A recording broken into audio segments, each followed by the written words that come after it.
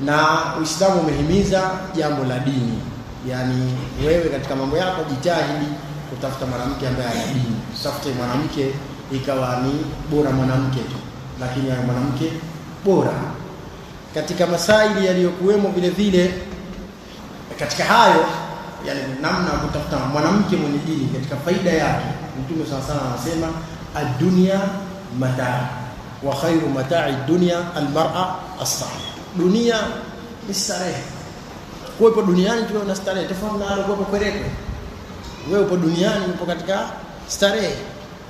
Wa khairu mata'i ad-dunya, na bora ya starehe za dunia al-mar'a as-salih, mwanamke aliyekuwa mwema. Sio mwanamke tu. Kuna watu kwao hawaendi mpaka saa 6 za usiku.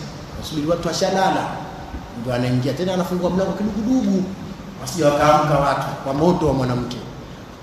Bora ya starehe ni mwanamke aliyokuwa mwema. Kwa sababu gani? Kwa sababu mwanamke aliyokuwa mwema ana miza zake, ana mambo yake ambayo yanakufanya wewe zote wewe katika starehe. Hata kama huna kitu, wewe zote unajiona uko katika janna kwa sababu ya mwanamke aliyokuwa bora.